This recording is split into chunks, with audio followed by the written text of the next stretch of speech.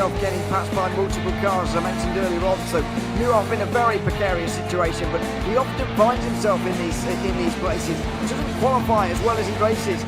Up front, they are getting with Lee Aberdeen and Luca Varani, not very far apart at all here. But I just want to see how Alistair Haig deals with Marcello Kessler coming around the old hairpin.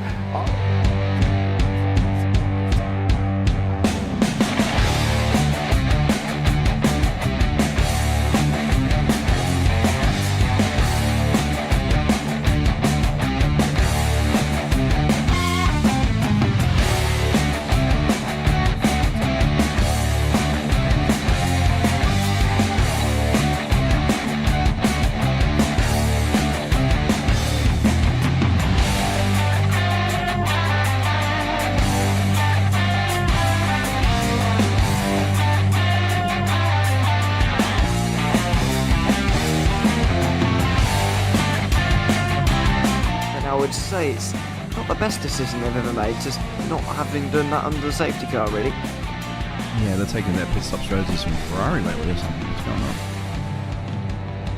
on? In turn one, just too much gas on them, too much feet on the out pedal, and unfortunately he's dropped him all the way down the order. But Philip Hammer is out in front by an 8.91 seconds.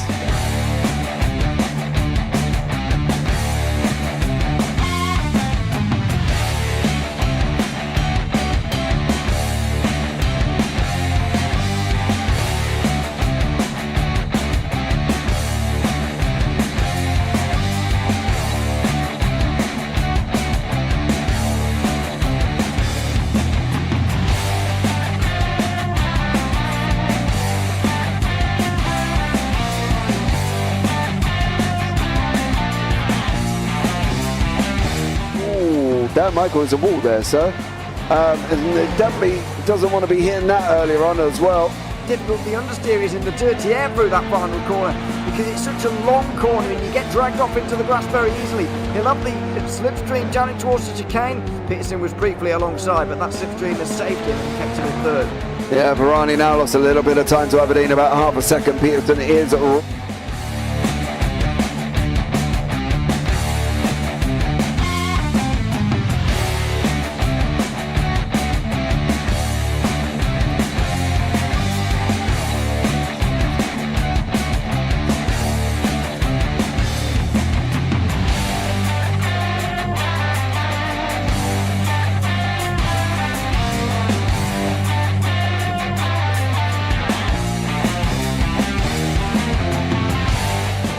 Pike's pushed Morton forward up ahead. He's got out of line. Is now Pike going to have a go at Werrell? Don't push him off. He's in the championship fight. Jack Werrell chasing down Carl Jacklin. Further down, Rob Williams and Chris Barnes. Sensational run outside line now though for the heavy braking zone. Around the outside goes the Audi R8. Look how much Miller's caught back into play. Exactly. Miller's just like trouble. He's left on second and change. All of a sudden, Miller's back in play.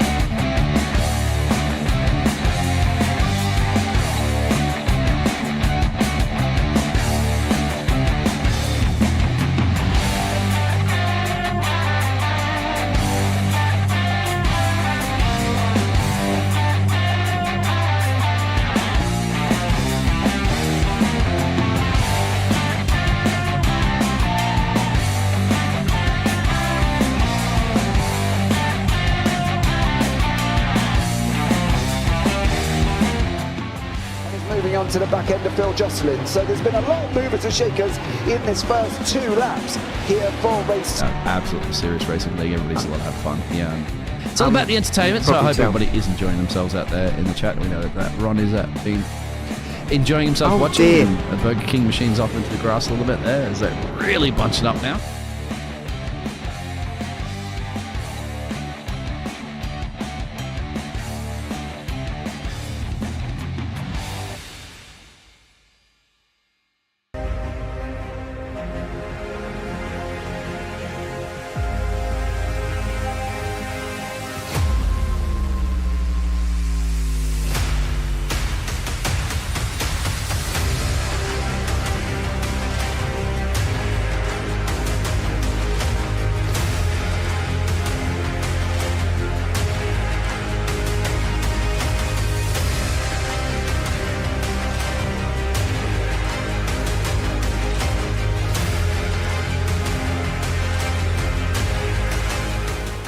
Does he have it? Medeiros is going to get it.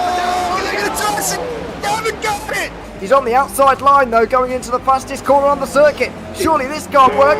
Dominic Ligner has got a sensational run outside line now though for the heavy braking zone. Around the outside goes the Audi R8. Look how much Miller's caught back into play. Exactly. Miller's still slot chopper. He's not on second and change. All of a sudden, Miller's back in play. Can Barry do it? Big Barry's going to do it. Big Barry.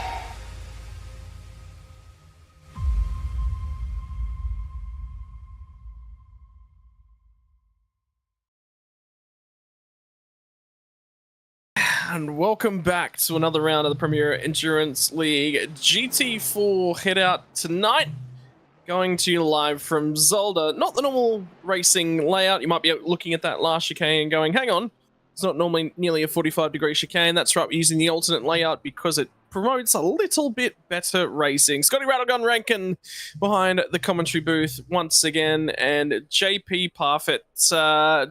Jimmy, how was your week? It's been a while. It's been a while since we sat here and talked Premier. It has been a while, wasn't it? I got back in March, I think it was, or something. Early March before we'd last done these ones. But I'm good, mate. I'm just sat here enjoying this. The week's been well. The weather's been rubbish. But then again, I'm in the UK, so there's really no expectations of anything different. And to be honest with you, you know, it's Zolder. Let's see what happens.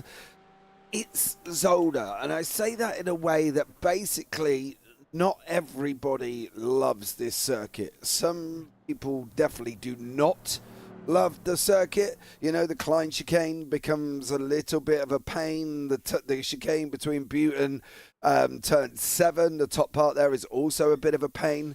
So, yeah, I think overall it's going to be interesting to see how these guys deal with this circuit. It's not one that you can go on without much practice. So I'll be interested to see how this works out, to be fair. Well, rolling out into the warm-up session at the moment, I can tell you qualifying's been run and won, and we'll talk about those results in a few moments. But in the meantime, it's been a while since anyone but Owen Coleman has led a championship. Daniel Magri leads the way, and it all came down to the fuel save strategies we saw at Aragon. One driver managed to go the distance, everyone else chasing him fell off the wagon. We'll have to keep half an eye on whether or not that's going to be the same yet again here tonight. But certainly for the meantime, yeah, fuel's going to be another topic of discussion. The big one for me, I think, JP, tonight, you've got to have yourself a car that is balanced on those change of directions because, 3 chicanes in the lap? She's not easy. No, she's not, and that's the thing. And you've got long corners. You know, from turn 2 to turn 3, it's that long right-hander. Turn 4 is not an easy corner. Butte from the rundown from the Klein chicane down to turn 7, long looping left-hander. There's a lot of things that these guys are going to have to contend with. You've got a sudden stop at the end of turn 8, making sure you don't send it in the wrong way. You know, Klein chicane, you start going through there too wide. Well, you're going to could end up being terminated. So I think they're going to have to sit back and they're going to really have to use their brains and work out where is going to be the best place to be sending moves, where's going to be the best place to back off and just maybe wait a little bit. You know, a bit of patience could be shown here, and I think that's probably one of the things we're going to have to look out for. Well, we are getting ready to cross over to the race server as it currently stands tonight. So, a little bit of a discussion around your championship standings. I'll walk you through them as it stands. Daniel Magri, like I said, leads the way after finishing second back at Mugello and then winning last time out at Motorland Aragon. He managed to clean up the bulk of the points. Didn't get a perfect round. Did only qualify third, and remember, qualifying nets you points here in the Premier Endurance League, modelled after IMSA points lists. From there, he's 12 points further back is Owen Coleman, sitting in second place, so 732 plays 720. Andrew Dutch sits in third, has a reasonable season going thus far, 682 points. That puts him about 38 points back off Coleman. Significant margin from the lead, though, 50 points exactly. From there, it is a significant margin. It's 89 points back to Nick Wood in third, and that's after only 2 rounds. So if anyone's going to start hunting down those front two, It's got to happen tonight. But I tell you what, it's so good watching Daniel Magri take it to Owen Coleman this season, isn't it, JP? Yeah, I think that battle will commence. I think the battle's going to continue. You know, we've got two gladiators of the series in Magri and Coleman. Dutch not too far away. Nick Wood, Jepson, are they able to get possibly near them? I don't think Jepson is, considering we're on round 3 and he's only got this 1 or 2 more to do it. Can Wood even remotely get near him as well? Well, whatever Wood's going to have to do, he's got to do it now. He's got to start and take the victory here and at the other 2 events to even remotely put himself in with a hunt and with a chance of even getting there. So I think overall, between Coleman, Dutch, Magri, that's probably where the champion's going to come from. Wood, if you want an outside bet, you know, if you want to pick the 201 Grand National winner, it might be worth whacking a couple of quid on him, because it's possible that it could be an opportunity. But is it really possible? That's the thing. I mean, it is. If you pay an assassin to go over to Owen Coleman's place and pull out the plug in his PC every single time one of these races starts up, that might work. It's a valid strategy. Do they know where Coleman lives? Do they know where Magri lives? I don't know. You know, are they even near each other in the big expansive land of Australia? That's the question. Who knows? I don't know. Approach a friend, yell at a friend. Go, can you go do this for me? Yeah, I mean, we've got a lot of people around the country. Well, we're going to just to cut the power cable off. Can you just go around there and chop all electric? Yeah. Just chop it off at the box, you know, sever the connection. Right. Warm-up session's now been run and is complete as well. So we'll be jumping into our hour race here in just a few moments.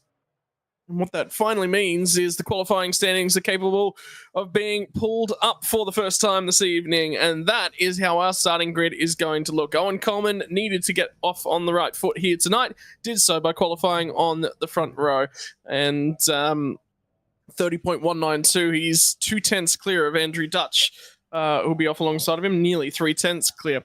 From there, it's back to Rain Campbell and Adam Jepson on row number 2. Ray Oliver and Adrian Gretsch are going to make up row number 3. Rick Provenzali qualifies again, 7th for him, alongside of Eli Donaldson, Alfonso Latella, and Richard Mayer on row number 5. Fozzie will start the first car outside the top 10 in 11th. Darren Burgess off alongside of him. Jimmy Middleton and Martin Hallinan will continue to get the elbows out side by side, where they sit on row number 6. From there, we'll throw it back to... Sorry, that was row 7. Back to Simon Smith and Ronald Long, Sam Chapman and Chris Luttrell, before we go back to Stefan Mellis will be the last car to start from this field. 19 in the field here tonight. And that's... I get the feeling, JP, it's Easter weekend. I think a few people are taking breaks and off visiting with family. Yeah, I think that was the thing. You know, even I was asked by Ricky and Jimmy and said, like, you know, are you doing Easter Sunday? And I was like, dude, to be fair, for me, it's, you know, barely 10 o'clock in the morning. We're going to do anything on Easter. You know, you and I both know that it's not really till the afternoon, midday anyway.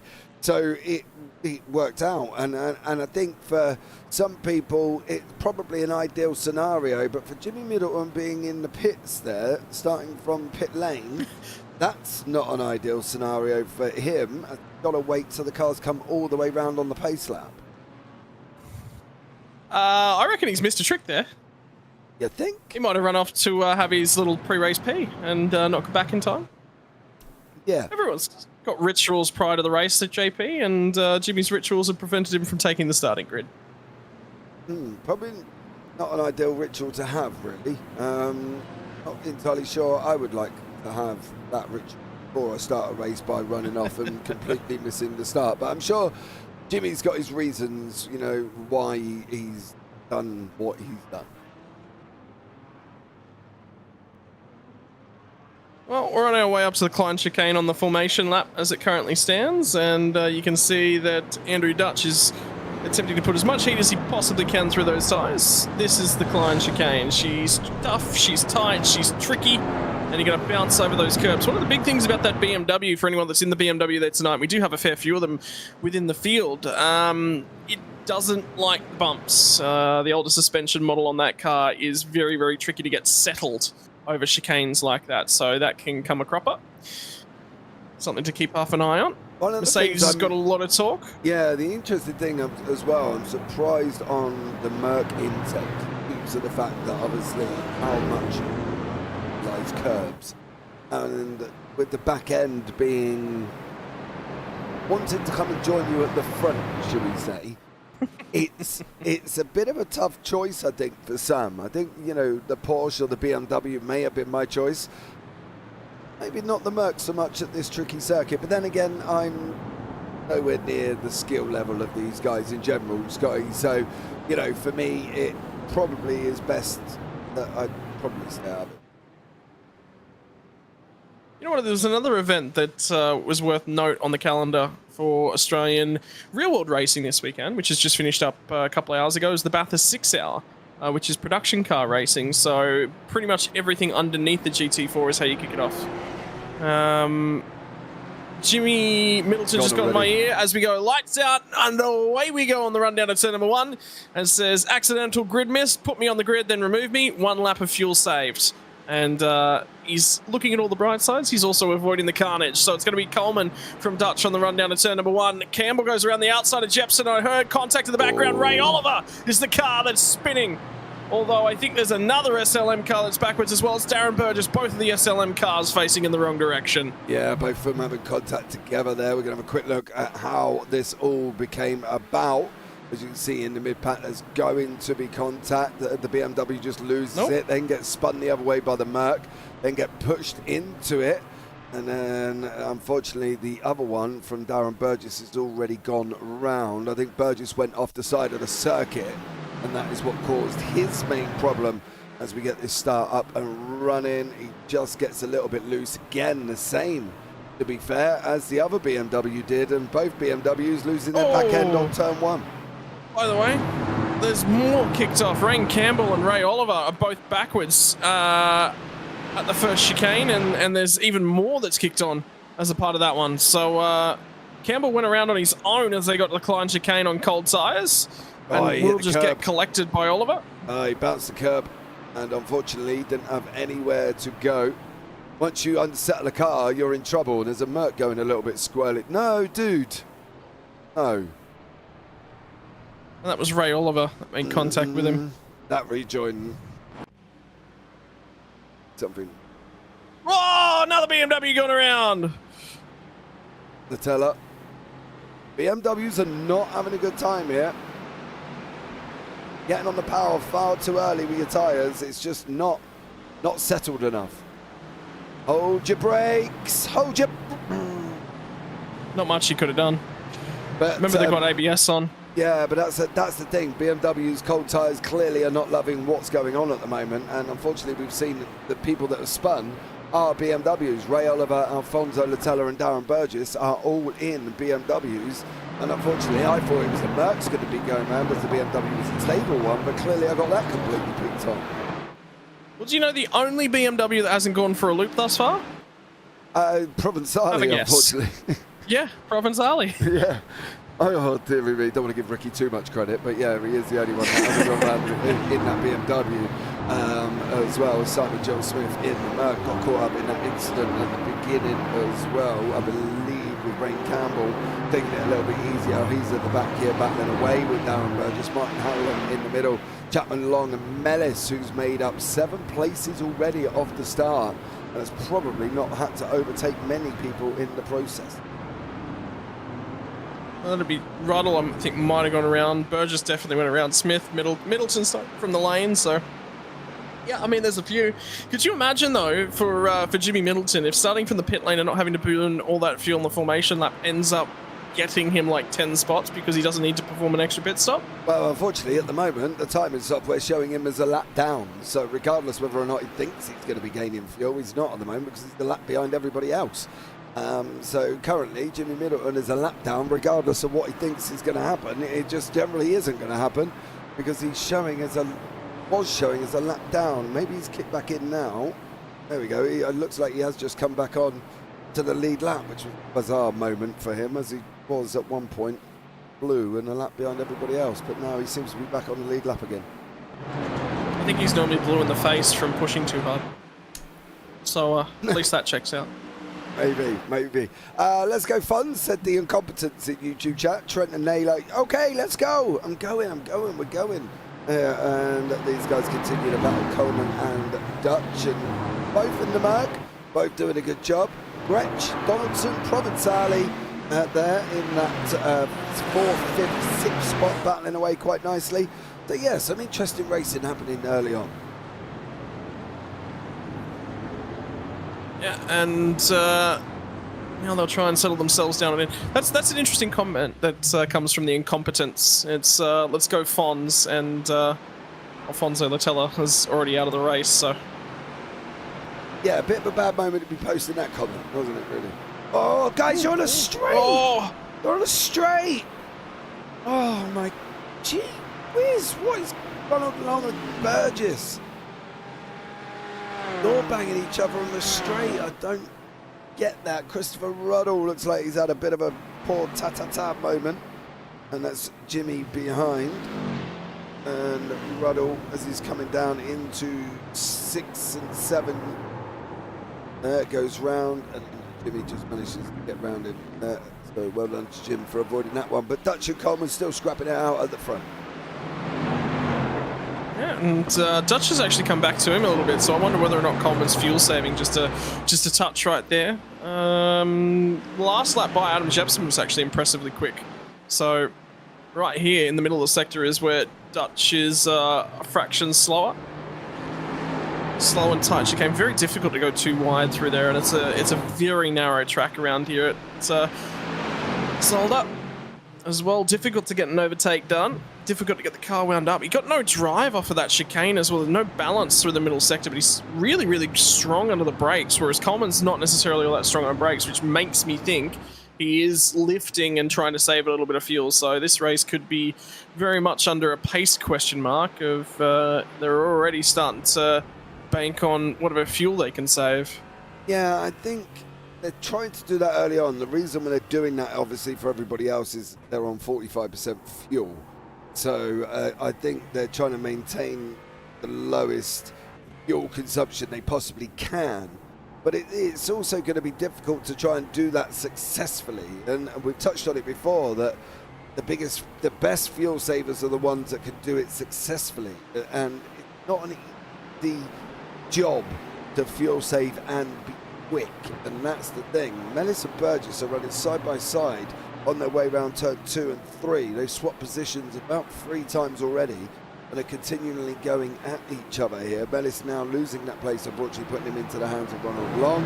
Eli Donaldson has got Mr. Ricky Provençali up his exhaust pipe for company. That's never a feeling of safety and security. Might have to start calling him Ricky the Roadblock if he's been going to Jimmy Middleton's school of driving. Well, he's up 3 places for quali. It's just good to see him qualify today. Yeah, starting nearer the front, give himself an opportunity. By the way, have you had an opportunity to check out the rear bumper of Jimmy Middleton's car yet? There's another message for you. I have not, no. What? No podcast? Jimmy, I've time has not been of my essence over the last month or so. It's been a bit of a manic one. So I will try and get back with Craig Jones and we'll get a podcast back on the go. I'm sure there's a lot more we can talk about as well. So yeah, I'm sure we'll get together and sort it out eventually.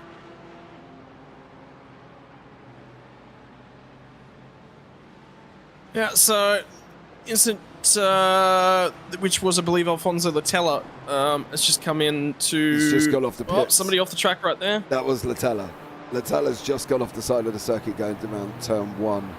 Unfortunately, you recognise Latella's car. He's got the bonsai liveried flag almost on the top. of the red and white on that Porsche. So Mellis. That's Mellis. Sorry, Mellis. Yeah, Latella's out. Has been out for a while. Yeah, he is.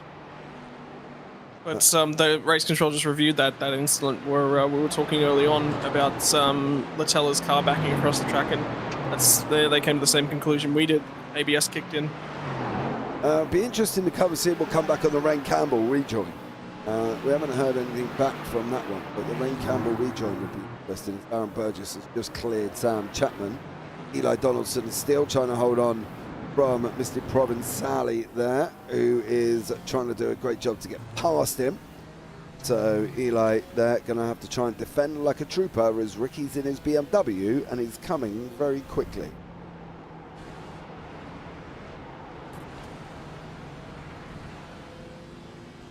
Ricky's starting to settle in, make that ground. We'll see if he can get a touch closer on Eli Donaldson. Actually, the cars that are up ahead is actually Ray Oliver's in the middle of this, and he's a lap down at this point in time after that incident in lap number 1. Ripped, I believe it was his left front off that car, so managed to get the car back out and circulating. But it will be for minor points at this point in time, and he's got a problem as well of trying to navigate through the traffic. Because on pace, this is approximately where Ray Oliver should be, in theory. So, Alfonso Latella's finally just dropped, so we finally got an update on what's happened to Alfonso Latella. Packet loss has finally kicked in, and so apparently he was blinking, but enough that it was maintaining his connection in the server, but it wasn't timing and scoring. It was getting no timing and scoring on that car, so what does happen is if you're not connected to the server as you cross the start-finish line, you can be circulating, but it won't count as laps complete. Bit of a shame, but it happens, doesn't it? Unfortunately, it happens to the best of us, and it happens to probably all of us, as Provençali got a very slow run out there, and Foz has just got him going on the run down into turn 8. Provençali did not get the chicane or the double right-hander of turn 7 right, and unfortunately now it's put him behind Foz, who is there in that Porsche, of course.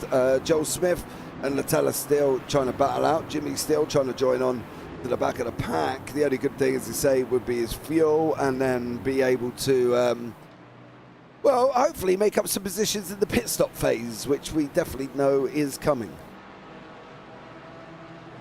Tell you what, Rain Campbell's got some speed. It's currently the only car to have set a 1 minute 30 lap time out of everyone with full fuel on as it currently exists. Andrew Dutch has just set his fastest lap of the race with a 1:32.31.219. Middleton just set his fastest lap of the race, 32.141.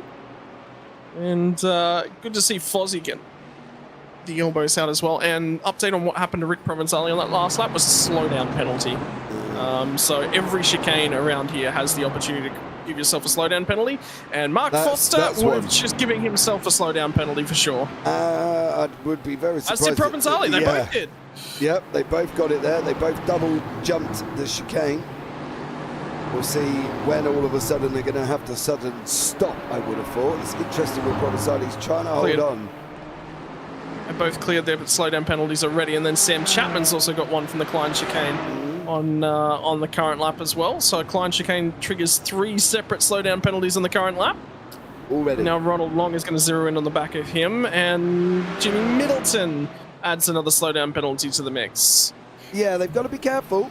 Turn 5 and the Klein chicane, sorry, and the 6-7 chicane is not easy. And if they go over it double-wheeled, it's going to be slowdown after slowdown after slowdown. And Richard Mayer... Oh, Provençali got another one. Yeah, and that's the problem. When you're taking too much of something, it's always going to have a detrimental effect to you. He just can't continue to take the chicanes like he is. He's got to give them a little bit more of a wider berth, because it's going to come back and bite you in the bum. Yeah. In the meantime, Eli Donaldson's been allowed through by Ray Oliver, so it gets the laps car out of the way. And Gretsch is now starting to close in on Jepson as well. And I'm assuming this is the slowdown penalty for Provençali. Yeah, I was just wanting to see how he went through it the second time, and he completely did it in a different way. Now that's going to be, the Porsche is going to probably get one there as well, because he's gone and double jumped the whole blinking thing. You know, that's how you should take it.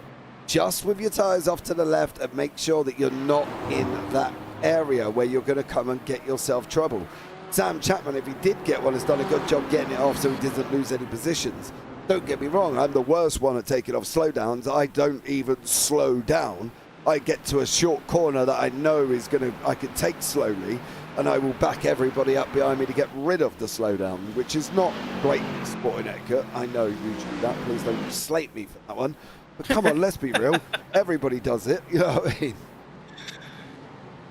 Well, I mean, that's a good point as well that Greg Brooks has actually just made. Yeah, slowdown penalties are quite common, and think about the GT3s. I mean, bigger and wider and faster cars, but they are a little bit more settled over those curbs. They stabilize a lot quicker. It's tough because you want that stiffer suspension to stabilize the car quicker, but at the same time, softer suspension will help you handle the curbs. I mean, stiff is going to give you more grip, but yeah, you're still going to be able to ride the curbs. So you got to run that real balance as well. There's a couple of really long loaded corners, not Spa-esque loaded corners, but turn Ricky, 2 through to 4. Fuzz has just done it. Fuzz just literally missed the chicane. Ricky, it wasn't Ricky. It was there was another one in front of these guys in the mix here. Who was that at the back? Was that the BMW of Oliver at the back? He would have copped one. Yeah. You know, and Fuzz would have copped one. You cannot. If we look at the 17th place man of Rain Campbell, who's got a very beat up car, but then again, he did rejoin right in the middle of traffic, and unfortunately, that was the end of the result. You've got to go through the chicane, but get your inside wheels on the tarmac on the exit like that. Cannot jump it with all 4 wheels. It is not the bus stop at Watkins Glen. It's not one of them where you get as close to the wall and hope you make it through. No, it will punish you. You know, I found that out in trucks last week when they stuck it on Kota and then didn't give me the truck off tracks. I ended up with about 13 off tracks after 1 lap because it was just ridiculous. You know, you've got to respect the track layout and the off tracks that you get, and this is one of these things these guys are going to learn as they go into the next 44 minutes. I think one of the key factors that you're sort of touching on there as well is how good truck racing is when you get to use, or just NASCAR racing in general, when you get to use like all of the options in the off tracks. Anyway, different discussion for a different day, as the difficulties of Ray Oliver continue to mount, and yep, Eli Donaldson's starting to really apply the afterburners to Adrian Gretsch at the moment, but he's getting held up a touch by Jepson. It's sort of seesawing, and the other problem for Ray Oliver is that he's a lapped car in all of this, and he's already been warned by race control, and he's going to have another go.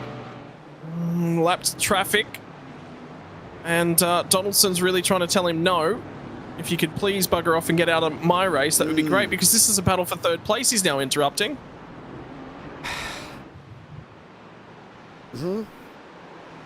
I would be doing that as well. I would be doing probably a lot more than what Donaldson is doing to Ray Oliver at the moment. Ray might have pace, which is, you know, fair point. Go for it. But when you're getting in the way, it brings a different taste to your mouth. Here's the thing. He's never... The key factor for Ray is that he's not quick enough to catch up and overtake Owen Coleman and Andrew Dutch. And Coleman, by the way, is just that fastest lap of the race. So he's trying to skitter away into the sunset. But that's the key factor. I mean, if he can overtake everyone, sure. Otherwise, sit there and fuel save. The only way you're getting back into this if you're in Ray Oliver's shoes is to save a gigantic amount of fuel and clobber all these guys into the pit stops, and you just have to let their battle on go, and you can't get involved. Yeah. There are 2 ways you get back into this race. One of them is a safety car. The other one's driving your way to the front. He's not quick enough to drive his way to the front. Instead, he's just going to be in the way. Oh, well, now he's completely out of the way because he's just gone off the side of the circuit. The problem is now good riddance. Yeah, is he going to pop in front of Richard Meyer and Mark Foster with Ricky a further 1.3 seconds back? That's the question. Jepson's trying to hold on to Gretsch here. Gretsch is trying to push Jepson as quickly as possible because they know there's now 2.3 to the guys in front. So they've got to get on their bike a little bit before we end up with quite a few gaps appearing throughout the field. You know the one thing that really annoys me is that Ray Oliver jumping in the middle of that has actually cost Eli Donaldson probably about a second. And now he's no longer in the slipstream of the cars ahead. He's really broken up that battle. And people wonder why I rant about blue flags like I do. It's poor. It's just poor sportsmanship. You know, you gotta recognize, yes, something's happened to me. Yes, my race is over. What's the best way that I can look after everyone around me? And that's not using your head. No, I just would have sat there and pushed him. You know, used him to get yourself in the mix. You're sitting up that area. You know, if the leaders are going to pit, you're going to gain your lap back. So you could have just sat there and fuel saved as much as possible to be able to gain that lap back when it comes to the pit stop cycle. But overtaking and getting involved, it's cost the person that was in that battle for the top 3, you know, 1.5 seconds. So someone's just jumped in and said, I mean, unlike real world racing, you can overtake to get your lap back, but Oliver's not quick enough. He's never. The problem is to get Ray Oliver to get his lap back, he's got to overtake Andrew Dutch and Owen Coleman, and they're too quick. It'll never happen. Forget it. So instead of comparing, what he's comparing his lap times to is the lap times of those cars immediately ahead of him. And yes, he is directly quicker than those cars, but he's not quick enough to go and get his lap back on pace. No, and that there brings the problem, doesn't it? Is what you need to be doing, and that's the problem that has been given to Ray Oliver is you're not quick enough to go and overtake the people in front. However, one person that has had his own little problems is Mr. Provenzali here, as he has just made a little bit of a boo-boo going up through turn 6 and 7. That BMW's unsettled on the gravel, holds his brakes, and away down he goes. But he has dropped down into 10th. Yeah. And what I'm saying to Ray Oliver, and what I'm really trying to say is, you can't do it on pace, so do it another way. And the other way is to open up your strategy. It's safety car. Safety car's his only hope, realistically. So set yourself up that at all stages you stay out the longest you possibly can. Yep. You're never going to get a safety car now, right? And I'm going to put that out there and tell you why you're not going to get a safety car right now. Is the safety car generally gets called if we've got 2 or 3 cars more involved in the incident. We haven't got that many cars close together on the circuit at the moment. You can see the gaps on the left-hand side from 5th. It's 5, it's 1, it's 4, it's 1, it's 3, it's 2, it's 1. You know, we haven't got the cars together to cause that safety car incident. So he's got to look at it and go, right, well, we're not going to get this safety car, so I need to fuel save, jump him in the pits, get my lap back, and then give myself an opportunity. But he didn't do that, and it's shown now with Donaldson, because he's closed right back up again to the back end of Gretsch on how much he was being held up. Yep. And for Donaldson, he'd be a little bit annoyed with that, because he could have had an overtake done by now, potentially. Anyway, you live, you learn, and a little bit of karma never goes astray either.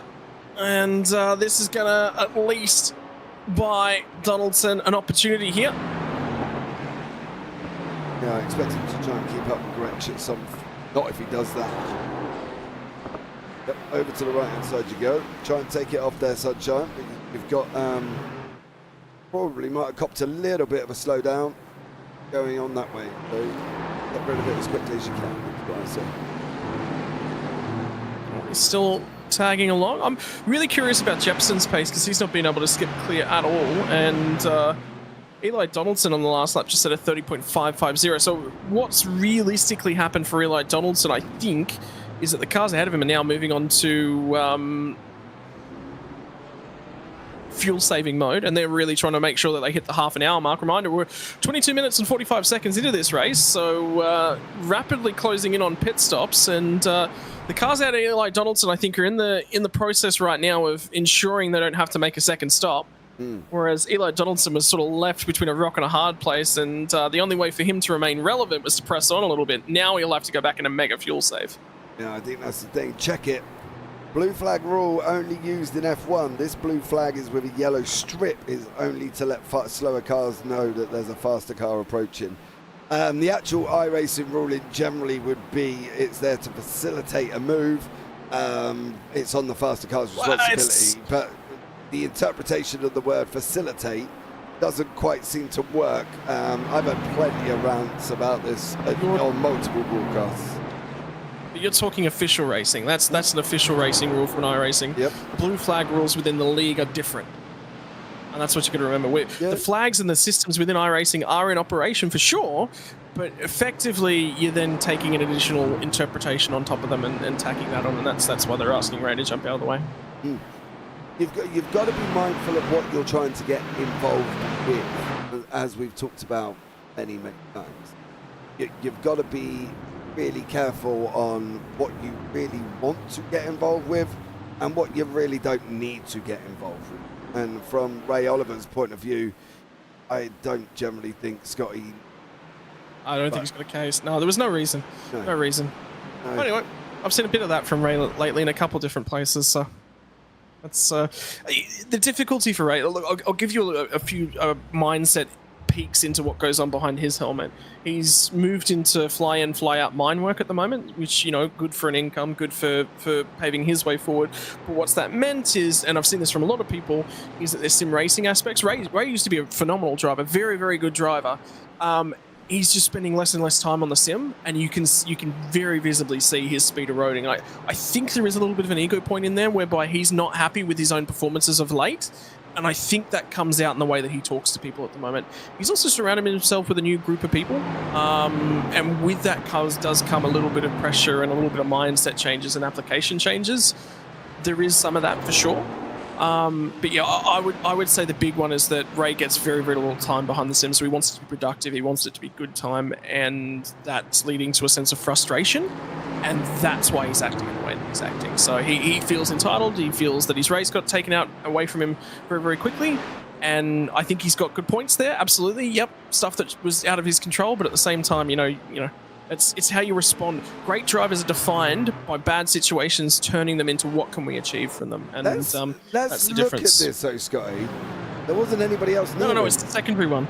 It's the secondary one, the one with Rain Campbell. That was all him. The secondary one with Rain Campbell. Yeah, this is where obviously we saw the Rain Campbell incident with the rejoin that was somewhat horrific, but obviously Rain gets it all wrong, goes over the curb there, and that's fine. Stayed there and waited. Look, he's got a car, he now pulls out and goes and does that, right? Which is not ideal. But yeah, I get that from Ray Oliver's point of view, but the responsive driving, acting up almost, is not ideal as we get into 33 minutes. The Aston Martin of Jepson with Gretsch and Donaldson. Gretsch is giving him Foster pressure. and Hallinan in the lane now, by the way, so they're definitely not going to make it in terms of fuels, which is not necessarily something from Fozzie's point of view. That was one of his fall downs at the last couple of rounds in terms of both GT3 and GT4, is he's not got the fuel strategy right. But at least he's no Adrian Gretsch. And from Adrian Gretsch's perspective, I'm starting to bite my fingernails for him already. Yeah. He's got fuel. That's all that matters. Well, he's got fuel in the tank right now. Yeah, right now. The pace at the front has absolutely come down, though. Owen Coleman was capable of 30.480 last lap, 31.2. So the fuel games have started. Gretsch will not make it. Will not make the half-hour mark. It will be a two-stop race for him. Coleman and Dutch are both in as well. Two-stop race for the bulk of the field. Who has managed to not use the right foot too much? Who is going to manage to save it enough? Adam Jepson skips through. And I tell you what, one more lap of this is going to put him disastrously close to going the distance. Eli Donaldson will follow him through. Richard Mayer is the next driver. And remember, Richard Mayer's got himself now a win in the GT3 series, and he also made the fuel strategy work. Yeah, Sam, basically, Jepson, Donaldson, Mayer, Burgess, Chapman are the ones that have. Jimmy's even in. And expected him to have one more lap than everybody else. Fuzz is the first of the pit stoppers, do we say, down in 12th. So Fozzie is the first one that's gone in. So we'll see if he jumps Jimmy and anybody else that he can at the moment. They're still in the pit lane as Foz is coming into that final chicane, of course. Dutch is out, Coleman's out, Gretsch is out. It's what's Provenzali going to do in conjunction to that man. If Provenzali is not moving shortly, well, Foz has got them as well. So Foz has jumped Provenzali, he's jumped Long and he's jumped Middleton. So it's Hanlon here, but it's what Sam Chapman and the rest in front of Sam from 5th upwards are going to be able to do. So now it becomes that race. Dutch, Coleman, Gretsch will come back out. Hallinan as well is continued on. So how deep can they possibly go? And Jepson's now into the lane, as is Eli Donaldson. The key factor from here is Richard Mayer is also in, 29 minutes and 10 seconds. Now, don't forget the other side of that coin is these guys did a formation lap. So if they can go the same duration in race trim plus one lap, that gets them home. Well, it's not for Sam Chapman, not for Burgess, Meyer, Donaldson and Jepson. They've got to try. You probably only need one lap of fuel, right? I think that's probably where they're going to be at. They probably only need one lap of saving. So I think that's going to be where we're going to be looking at. Lap times round about the 104s to 105s. 104 for Dutch, 106 for Coleman, 106 for Gretsch. So Dutch was 2 seconds quicker. But it was literally about 3 tenths slower. 3 tenths slower on the pit stop time. But Donaldson and Jepson is looking at coming out. He's not going to be too far away here, as he is going to come out in 3rd. So he's come out in front of Eli Donaldson. So he's jumped him on the way in. Yeah, so that's worked out for him. In the meantime, Gretsch spent an awful long time in the pit there. Jepson didn't look like Jepson was quicker through the lane, so there would have been a few cars in this mix that have not had to fill the tank all the way up, but they didn't have enough fuel to get that extra lap. That's why they'll be a touch quicker through the lane. Gretsch, so interesting basically to note, the drivers that got to lap 20 on that run may not make it home. Where is Mayer? What's happened to him? Did he get an entering pit lane penalty? He was very slow. There was a tyre change involved in that. It was only 14 seconds, mind you, or 11 seconds, depending on what time you want to go off. So Richard Mayer may have inadvertently changed tyres, whether he purposely did or purposely didn't. He's probably got a fresh pair of boots under that machine. So there we go. Is what it is. In terms of things, I don't think necessarily tyres just aren't. They're not going to come in.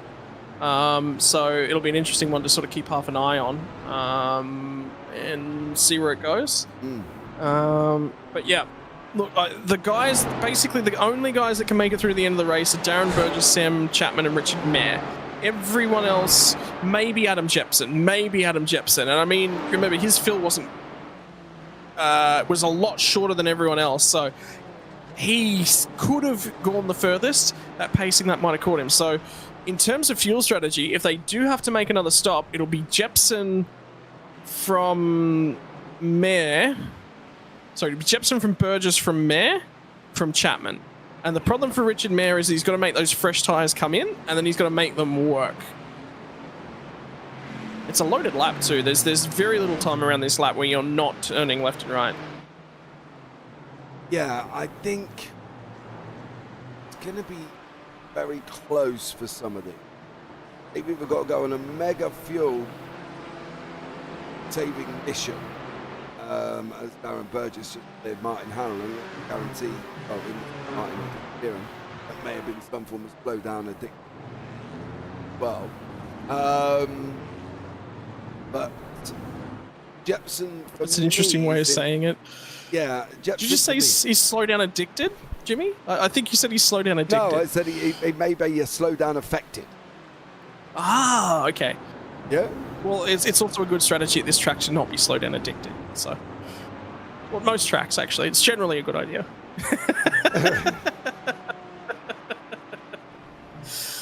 My apologies. Continue on. Pretend I never said anything. Do you know what, Sky? I completely forgot where I was going. You threw me off, and my train of thought went out the window. So I'm not entirely sure. Well, for the meantime, as it currently stands, Dutch has got through on Coleman in the pit cycle. I wonder whether surely Coleman's not going to try and just draft off him and go that. I just don't see. The problem is once you know that you're on a two-stopper, go light the clappers. There is 0 point in saving fuel. The problem is this man is part of the danger area, as well as Richard Mayer and Sam Chapman, due to the fact that the Porsche always seems to be able to save fuel a lot easier or carry fuel where they end up with more than anybody else. So I think for me, if Jepson doesn't quite succeed and Burgess may miss it by a little bit, I think Mayer or Chapman might have an opportunity.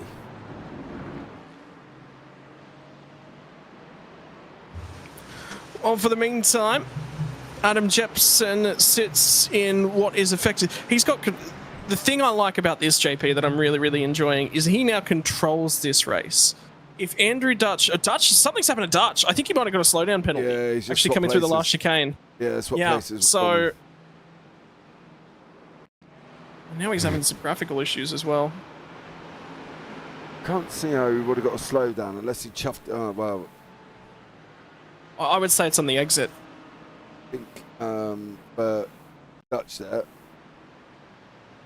Oh no, there you go. It was on the entry. You saw how much curb he took on the left-hand side at the entry. Yeah, now we've got a very spread out. You can see everybody above 1.5 seconds, near enough to the car in front. Jimmy Middleton down here is made his way up to 14th. Obviously, as we know, he started from the pit lane. Ray Campbell, we know, has had his fair share of ta-ta-tas. Ray Oliver's still running. He's in front of Foz. They're currently mixing it in with the top 6. Foz is a long way back from Gretsch. I say long way, he's about 2.5 seconds. And Donaldson's further up the road from Gretsch there by about 4 seconds. So, yeah, gap's starting to appear here. Just sort of thinking back through my mind, so I was actually having a good discussion with the boys in charge of the league. Way back, we're actually it was just actually after the end of Aragon, the GT4s at Aragon, and we sort of said, oh, maybe actually no, it was the GT3s at Aragon. We're actually talking about track layouts and what to use. So you'll notice here that they're using the alternate chicane in the final sector for the fans watching along at home. I'll give you again just sort of another peel, which peeling back sort of layers. It's nearly like I'm peeling the skin back of someone's skull, drilling through the bone and sort of showing you what their brain looks like is how I feel sometimes. But this is sort of how the league is running. They're looking at different ways to sort of create better racing. So when Zolder was on the calendar, there was discussion around, okay, we've got 2 layouts here, and this was all triggered by a practice session I started, by the way, for Aragon. I wanted to test some of the weather stuff, and I set a practice session up for Aragon, and I thought it was the one using the TCR tyre bundles, which we did use for the GT3, which we didn't use for GT4. They said, oh, we didn't know what the difference between the different layouts was. I said, well, look, here it is. All it is the TCR. All it is the tyre bundles. That's the only difference between the TCR and the GP layout.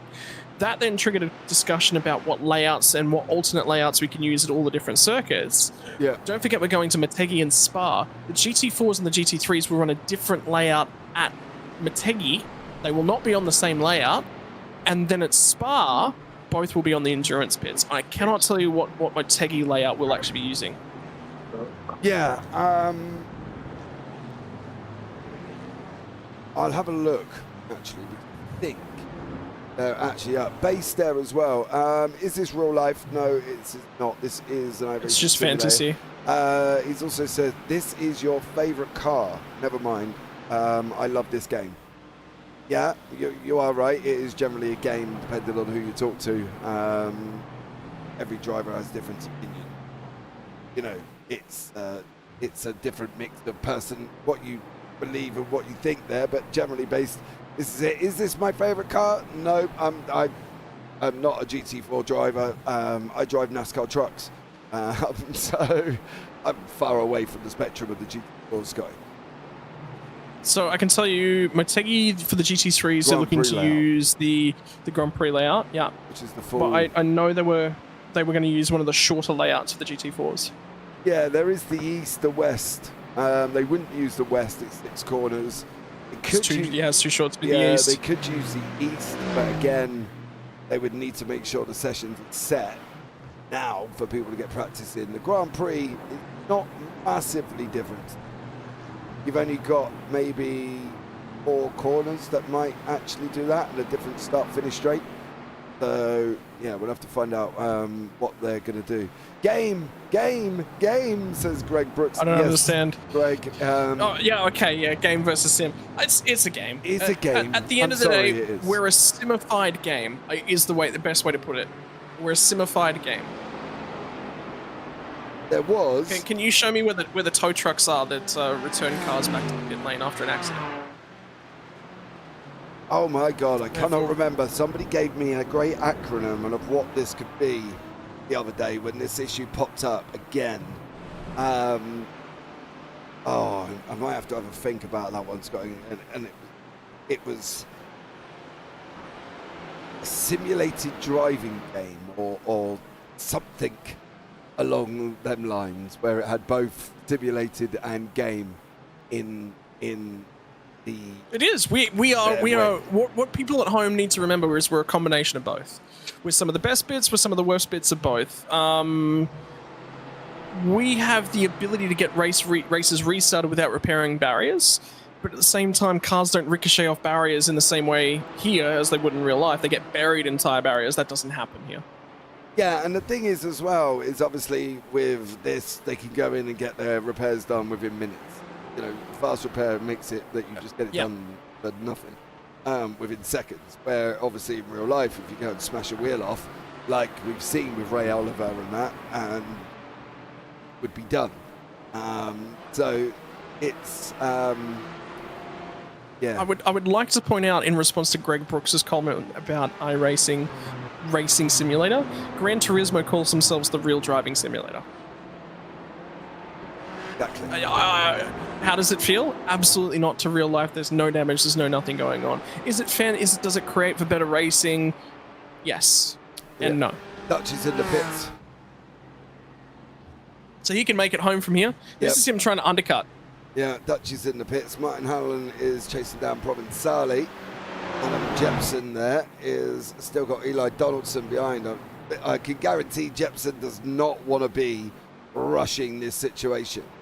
Going to have to try and allow Donaldson to go through, which will allow Jepson to go back into his fuel saving mode there. So, you know, I think for Jepson now, move over. Let him through. Let him pull you along, because I think by racing each other, anything that Jepson's trying to do on his fuel saving, probably near enough, probably gone out the window. But at the moment, Martin Hanlon and Ricky Provenzali having a good old scrap here. Yeah, they have been. And whoa, Ricky tries to go to the beach on Easter weekend. Albeit there's no water, Ricky. There's no sand and surf, just sand. Yeah, Greg there as well. If we start calling it a game, then my wife will be right. Can't have that now. Come on, boys. Well, unfortunately, it is how it is, Greg. You know, Based is right. It is. Love it. It is a game, and you all jump on and play the game. And I don't go out and say that Call of Duty is a real world army simulator. It's not. So, you know, I think there's a lot more there. Dutchy's come out in front of Ronald Long, just, mind you, as he's had to make that overtake. Ronald Long is here, and he's only done one stop. Dutch has done two, but he's all the way down in 12th, and he come out in front of Long, but it's got Stefan Ellis, Chapman, and everybody else in front of him. So we're going to have to see what this plans out. I'm surprised Jepson's still fighting Donaldson here without. I don't think they're fighting. I think Donaldson's using him, because I just saw Donaldson have a huge lift down into turn one. So again, we come back. There are two ways to think about this, right? Dutch has just gone, yep, I'm not going to make it. So now Owen Coleman's got 5.5 seconds. The problem Owen Coleman's got right now is he has to commit to making it, or he's dead in the water, because Dutch will just blow his doors off. So as soon as Dutch pit, basically the only thing that could be done from that point in time is you go, right, I'm either fuel saving right now and I'm definitely going to make it, or I'm not and I'm going as hard as I can. Those are the only two decisions that you can make in that situation. You can't go, oh boy, I'm not sure. If you're not sure, go. Forget it. It's not going to happen. Go. Because you will just lose track position and still have to make the pit stop. That's the worst possible scenario. These two boys here are gaming each other. They're absolutely toying with each other. And this plays more into Coleman's hands. This plays more into Gretsch's hands. Now, Gretsch had that issue with the pit stops, really, really slow stop, whatever's going on there, and now he's out of it, right? But if these two just keep aggressively fuel saving off of each other, and Gretsch took 3/4 of a second off of these guys on the last lap, so he is absolutely in position. He's in the pit, so is Foz. We went in? Yeah, Foz is in. So now it's going to be down to what Hanlon's going to go through. He's going to go through. Richard Mayer, I should hope, goes through. Burgess is going to go through. Chapman's going to go through.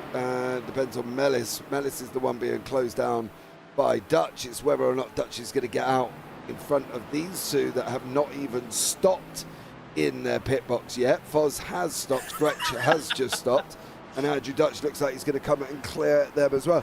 Ricky having troubles with the dramas with the chicane. Absolutely, Greggy has been all day. These two boys as simming each other, not gaming each other.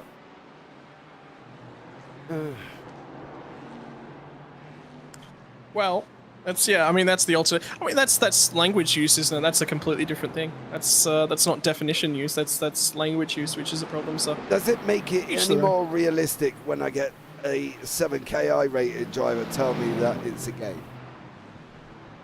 Oh, it's absolutely a game.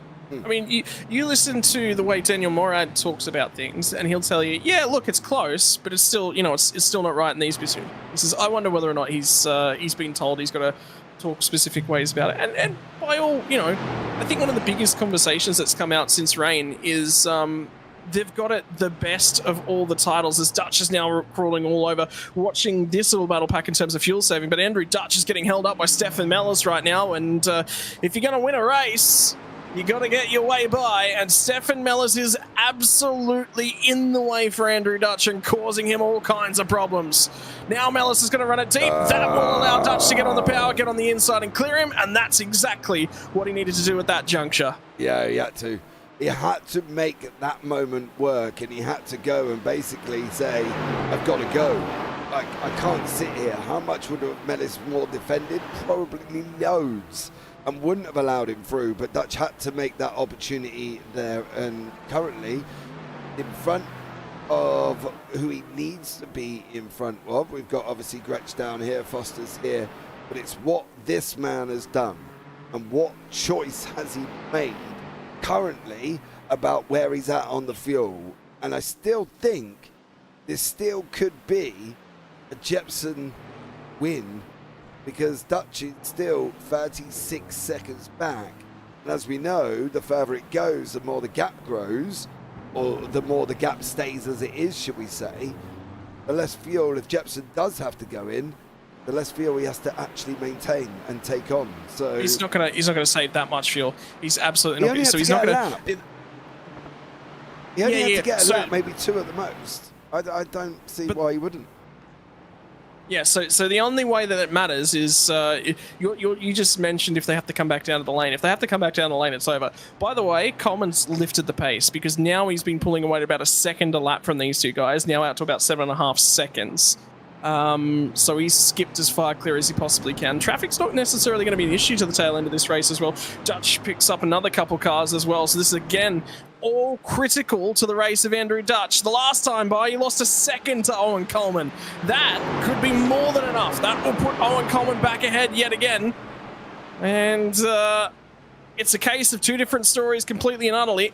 I think Owen Coleman's got the right strategy. Cutting your way through traffic is going to cost Dutchy a huge amount of time. And in terms of things, he's now 44 seconds off the race lead, but that's about 37 seconds off of the rear bumper of Adam Jepson and Eli Donaldson. And those are the guys we're keeping half an eye on. The other one to keep an eye on is Richard Mayer. Richard Mayer's now got through on Burgess and Chapman and skipped clear of those guys. That's who he was racing for position. And the key factor for Dutch right now, 15 seconds behind Richard Mayer. So with what, 13 minutes, 12 minutes left on the clock, Richard Mayer has got to lose 15 seconds back to Andrew Dutch. That's how much time he's got. You can cruise home from here on the fuel if you're going to make it. If you're going to play the card, aren't you? And that's the thing for Mayer. He's got to look at it and say, right, do I use Provenzali to try and, fuel save even more? Because this gap's going out. It's not coming down. It's 15.6 at the moment. It's nearly touching 15.7. It has touched 15.7.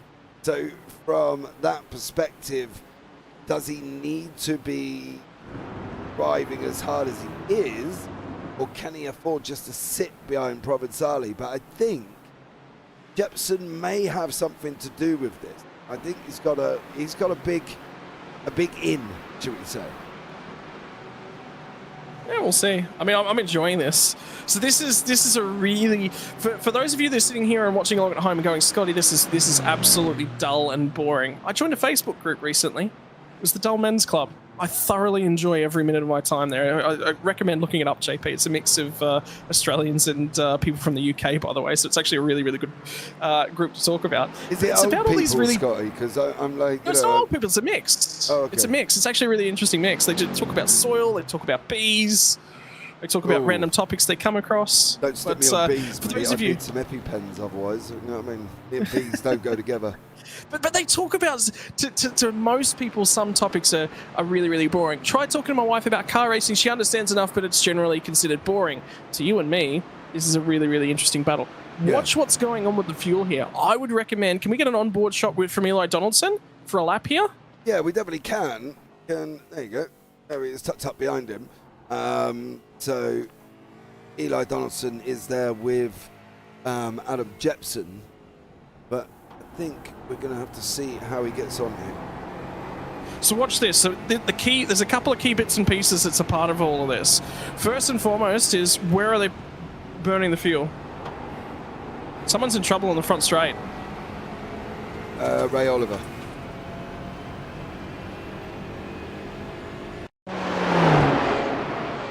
He's rolling again, so he's actually okay now. Doing that. Brakes.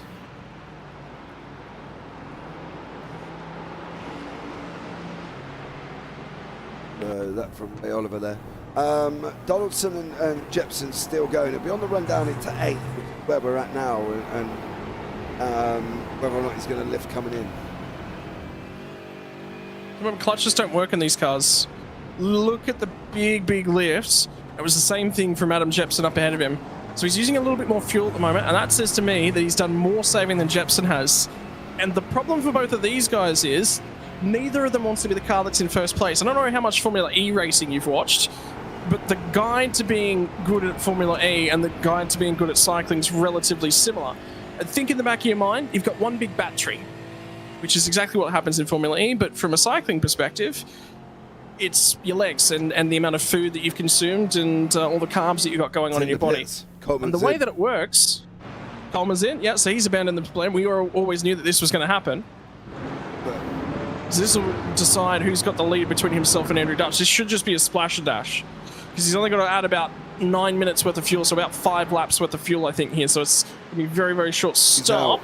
He's out now. Dutch a final chicane. He's going to clear him comfortably. He should clear him, but it's how is he going to be able to clear? There is Dutchy. That's gonna. It's where the likes of Richard Mayer, Jepson. We know Jepson was later. Donaldson was later. So it's Coleman's if 5 seconds up the road. Yeah, Richard Mayer. But yeah, so back to the point that I was making was, look at these guys and think about the fuel that they've got to burn as sort of like a big battery. This is what happens in Formula E. The quickest spot in the pack, there's the most efficient warps made. You can't fall too far back in a cycling pack. You can't fall too far back in a Formula E race. Why? Because when the pace starts to lift, you've got to be there when the pace starts to lift in the right position. So what these guys are doing is putting themselves in the right position. The right position is not punching the hole in the air, which is the difficulty that Adam Jepson's got. When Donaldson decides to go, he can go earlier than Adam Jepson because somebody else is punching that hole in the air for him the whole time. So even though they've both got a similar amount of fuel to sort of save, it comes down to when they flip the switch. Yeah, I agree, and I think it's at that moment when you know, right, I've got enough now, I haven't got enough, and I think they're going to have to go for maybe one more lap, maybe 2 more laps, trying to hold on with the fuel that's in there. Then I think they're safe to go, and I think currently as well, Owen Coleman is still 27 seconds. His stop, basing it off his stop alone, it says pit lane time of 44, but we take that with a big old grain of salt here because there is a whole lot of mixture of what time it can do. Probably going to be closer to 30, maybe 35, 30 seconds, maybe. So Jepson, if he's going to abandon it now, go in while he's got that gap to close. He's got to command. The problem for both of these guys is they've got to command, and they are. It's nearly harder to do the fuel saving math whilst you've got somebody harassing you. Now Jepson will probably be aware that Donaldson is also on the same game that he's. Have a look at Ryan Campbell's. This sort of tells you a really, really interesting picture. So Campbell, I think, got a pit lane penalty for whether or not it was speeding on the way in, unsafe entry, yada, yada, yada. You know, any of those sorts of things. I think he's got himself a penalty in the pit lane, and that's why he's back here. So he definitely had to do an extra stop. And look at how much further they have to lift out. And then Rain surges all the way down into turn number 1, catches them a mile, and kicks them from there. Hallinan, I think, has probably only got enough fuel for 1 or 2 more laps, whereas these guys, if they can do another 20, well, the race distance is scheduled on to be 39 laps, by the way, so they'll make it home. Hallinan is in, Robert Sarlik's still gone through, Richard Mayer's still going, Darren Burgess is another one-on-one stop. Stefan Mellis, believe it or not, is also on 1. Nope, he's on 2 now because he's gone into the pit lane. So it's really Darren Burgess, and the top 4 are all on 1 stops currently.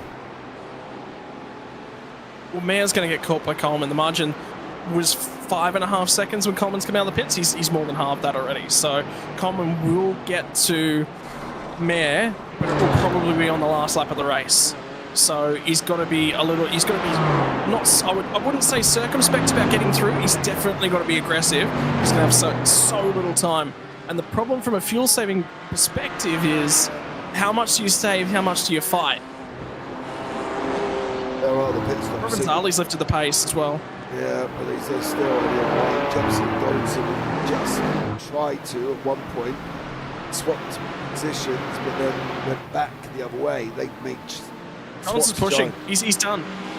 Is he done with the fuel saving? Yeah, he's done with the fuel saving. So Donaldson now goes, I can make this to the end, and Jepson's like, well, I kind of can and I kind of can't. He wants to keep track position because he knows as soon as he gives up the track position, getting it back is going to be very, very difficult, but he has to burn fuel to stay here, and if he hasn't saved enough yet, he's in trouble.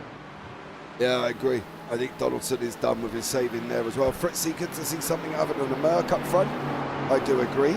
Got an Aston Martin and a Porsche field, but if you go and watch other JBB GT4s, it's a very Porsche-dominated field. He's still lifting. And Donaldson's still lifting. Ricky's in as well, so touch and go, I think, at the front. Oh man, this is on a knife's edge. How many times this season has it been on a knife's edge in terms of fuels? Last time out was, so it's kicking on. Was it Adrian Gretsch there? He's been very close on the knife edge.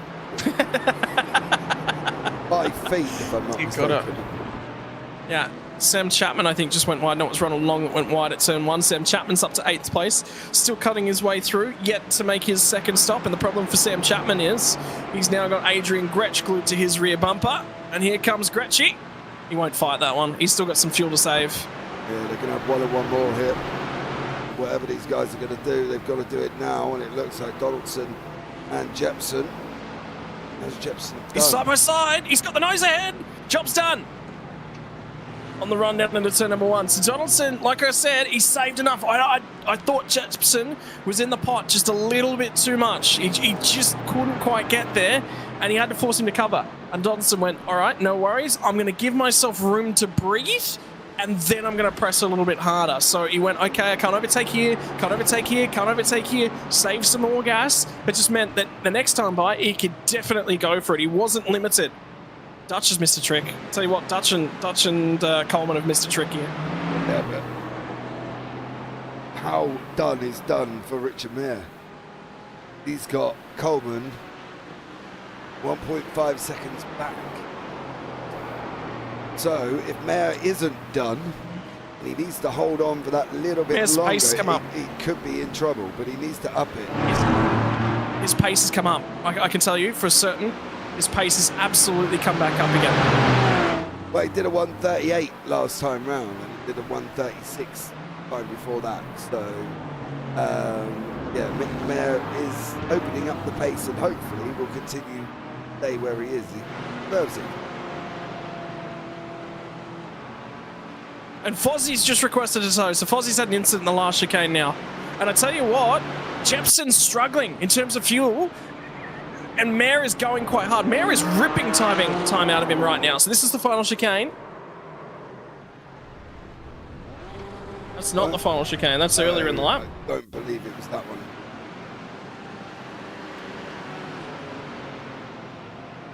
Thought it was.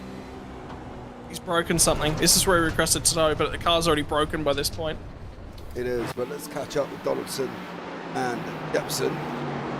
They are on the final lap of the race. Looks like Donaldson might take this one. Oh, what a strategy. What a strategy. Well done. And he's just used Adam Jepson. He's absolutely used him up. They've done rather well between them to get to this point. It's now, where is Jepson? It's going to make an overtake. Where's he going to make it? The best opportunity down into 8. Oh, Coleman's just had a huge moment on the Klein chicane, by the way, in his pursuit of Richard Mayer. So that battle's now done. You won't get him. Burgess should. Oh, touchy. This will be tight. Yeah, but it's going to be Donaldson here and Adam Jepson going over the line. To the final chicane for the final time. It was about lifting off that right-hand pedal. It was about having pace when it counted. And he picked the perfect time to press a little bit harder on the gas pedal. He burned fuel to perfection. Tonight's race winner will be Eli Donaldson from Adam Jepson. Richard Mayer is going to get home for third. He's in the last chicane at this point in time. Coleman's 4 seconds back. Dutch had to slow down to clear on the final lap of the race as he got to Darren Burgess, so he won't get that spot away. But the fart boys, well, they maybe should have farted into their fuel tank for a few extra laps worth of fuel. Did not work for them here tonight. They went full bore right at the beginning, didn't they? And you know, they didn't lift, they didn't do anything, they didn't save anything, they just went for it. So I think overall, going to be very interesting having a nice conversation with Donaldson and Jepson after. Oh, remember what I said at the top of the show? You're going to have to do something to go after Coleman. They did. They did something indeed. Problem is, was fourth. Giving himself an opportunity. So devastated, so sorry to all of us, says Rain Campbell in YouTube chat. Fair play on the apology, mate. It was not your best, finest moment, Rain. We all make mistakes. Hey, It's disappointing, more often. but we all make mistakes. There are the results for you. Yeah, and it's going to be Eli Donaldson.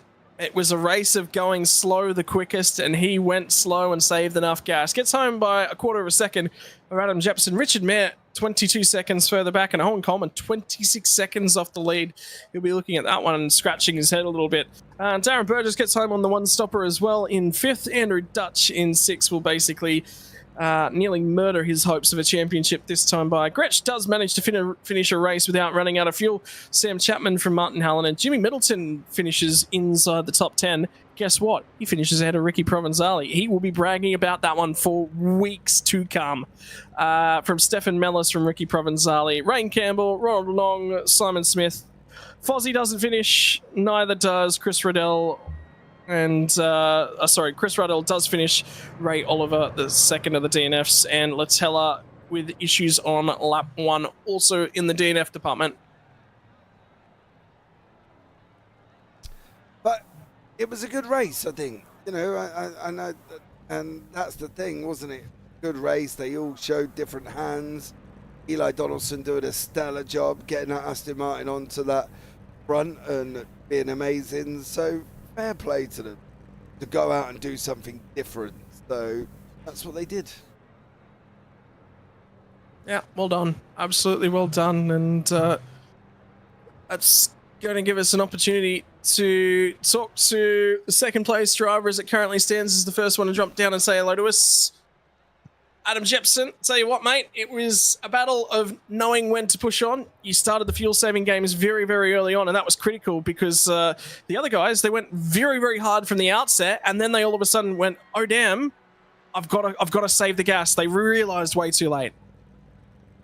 Yeah, it's one of those things that's always that risky. You don't know if you're doing the right thing when the first two kind of check out a bit more and think, well, I've got my numbers, I've got to hit them if I've got any chance of making it on a one stop. And I think when they sort of came back to me at the end of that sort of cycle for the first pit stop, I thought there's a good chance they may have gone a bit hard here. And then obviously I got the one extra lap and was hopefully, fingers crossed, that was the case. Turned out they both did. And yeah, it ended up being a classic battle for the last lap, running on fumes. Oh, mate, how good is battling whilst you're running on fumes comes down to who has got the gas to go earliest, and we just saw that run down into turn number 1. You didn't have enough poke. You still had to lift. You still had to keep saving, but at some point you've got to abandon that strategy and start going. When did you know you were in trouble compared to Eli? Probably not up until I made a blue in the final chicane.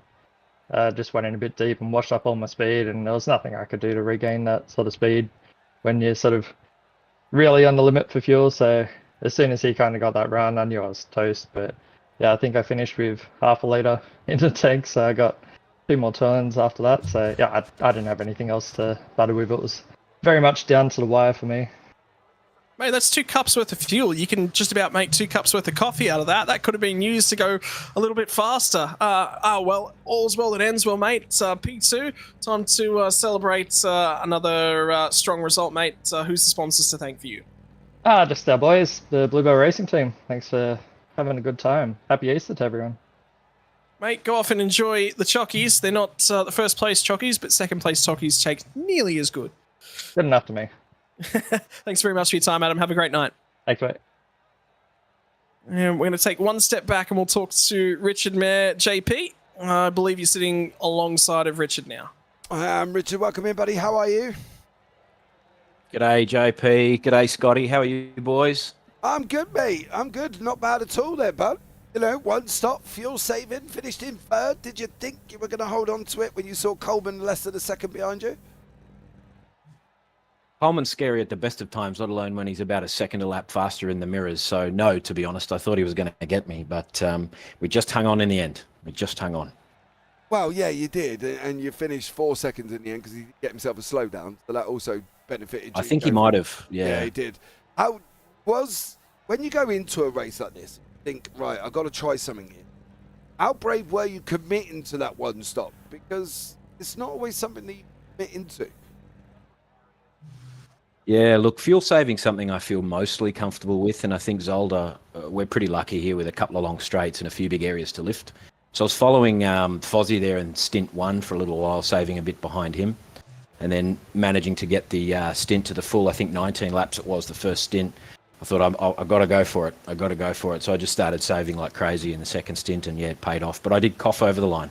So I think the Porsche might be a little less efficient than the boys in the Astons up the front, but still got me there in the end, so I was very grateful for that. Yeah, the Porsche can generally run longer than some of the other cars as well. And that was worked in your advantage. But, you've made a jump and done something different than not everybody has managed to do. Are we going to see this from you again as we go into the last 2 rounds, or are you just going to think, okay, maybe I got lucky, let's just leave it where it is? We'll have to have a look. I've just picked the GT4 back up last sort of this week or so. I thought I will have a bit of a run in it. I did a series in the GT4s 12, 18 months ago and had a lot of fun. I really liked them. They move around enough, but not too much. The racing's close. So I'll do a bit of practice for the next round and see how we go. But we've got GT3s next week, so I'll have to shift my focus to that.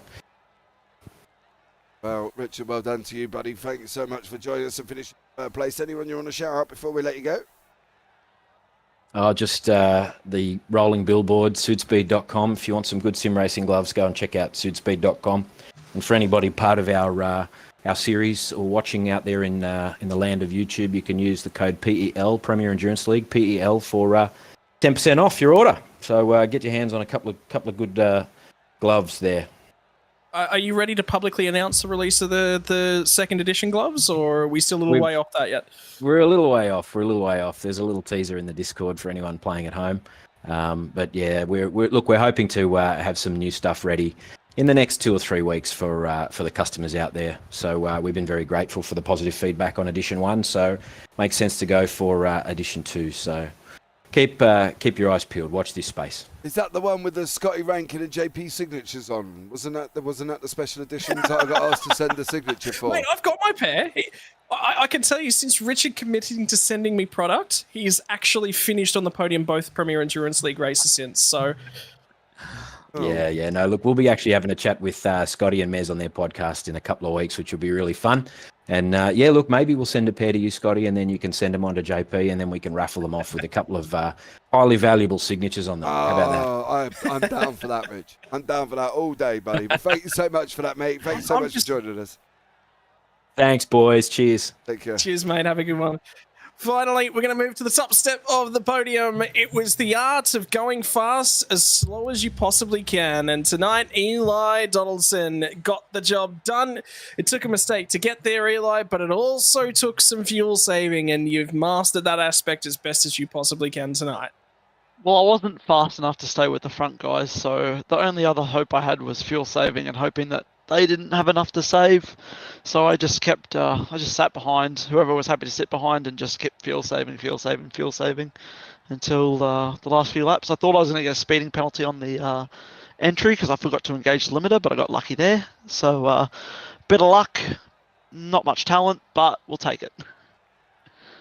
Mate, in terms of things, you obviously had a little bit of troubles in that first stint, lost the pack a little bit, come back to them. When you surge back up to that front sort of, that battle for third place, it nearly looked very, very much on the surface as if you could tell that entire group was saving. Talk us through that mindset, because you got to them very quickly, and then all of a sudden you went, I can't keep pressing on here. I've got to start saving, and it changes so quickly. Yeah, it was just trying to make sure you didn't... Like if you did make a small mistake or got a slowdown cutting one of the chicanes, it was very much just trying to catch up without using too much fuel and then just sit behind again. And I was happy to sit behind. I knew I didn't have the ultimate pace of the two Merc boys out front, but as soon as I saw them start pushing, I sort of knew that they were going to be screwed on fuel. So I thought I just stayed with Adam the whole time and just kept saving because I knew he was probably in and around what I was going to be after the first stop. So yeah, just kept saving. Mate, in terms of things, when did you know you sort of had enough fuel to start pressing on and really harassing Adam? Was it last lap? Was it a couple laps to go? You go, okay, I've got enough fuel in the bank now. We can press on. My fuel calculator was literally flicking between red and green on the fuel numbers. So it sort of got to my mind that I sort of had to get in front of Adam and then just sort of slow him down enough that the number stayed green. And then once it got it green, it was pretty much last lap. So I knew it was good. So I sort of did what I wanted to do and got in front of him at the same time, because I think if we kept doing the pace we were doing, we're probably going to be about lap short. Mate, it's a tricky night at the office, man. It's tense. Fuel-saving races look very, very boring on the outside, but how was the anxiety level in the cockpit as well? I was literally talking to one of the guys in the server, and I was like, "Oh, this is probably going to look like a really boring race from outside because it's literally no one passing anyone. Everyone's happy where they're sitting. If they're not, they'll make the move." So it was quite stressful at the end, just trying to make sure I just kept saving. Even though I saw the boys in front pull away, it was like, nah, just keep doing what I was doing. So I was happy in the end. Mate, finally, you got the big W. You've taken all the chocolates on Easter weekend. Who are the sponsors you'd like to thank? I'd like to Team Kamikaze, obviously. All their hard work doesn't go unnoticed. And spotlight.com.au. Shiftlight, not Spotlight. Shiftlight.com.au, sorry.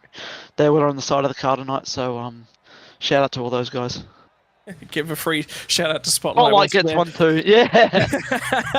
Mate, congratulations, and go off and celebrate. I guess there'll be a fair few celebrations this evening then. Yes. Thank you, fellas. Very much appreciated, and I'll enjoy watching the stream back. So thanks for all your hard work too. Mate, thank you very much for joining us. Ladies and gentlemen, that is just about going to wrap us up in terms of things. We want to say a big shout out to Gamer Gear Direct and Prince Racer, who have supported us like you wouldn't believe as things have kicked on over. That is it for another of the GT4 racing action. Join us next weekend when we'll be jumping back to Zolder Park once more to go live with the GT3 action. More cars in that one, more chaos could ensue, or perhaps more fuel saving. An extra hour? You'll only have to join us next weekend to find out exactly how that one is decided. Other than that, ladies and gents, it's been a pleasure chatting to you tonight. JP, any final comments on that one? No, mate. Tell me I've got the dates wrong. No, I haven't got a date. I'm all gravy. No, everything's fine at the moment. I was just wondering why all of a sudden I've got blank, but not blank in my own head. It's blank on the screen there. It's just gone black on me, but I'm not quite sure if the session's ended on that one. No, I'm all good. It was a slow race, and I think we were aware that was going to happen, and obviously with the fuel situation, that was always going to happen in general. But I think for what we got and how it turned out was great. I'd love to see Eli Donaldson, Jepson and Mayer the top three next time out as well. Well, ladies and gentlemen, thank you very much for joining us. We hope you will join us again next weekend. Next weekend is when the time zones will switch over. So it will actually be next weekend that we move back to Australian Eastern Standard Time instead of Australian Eastern Daylight Savings Time. Keep your eyes peeled for that. Bye for now, not forever. See you then.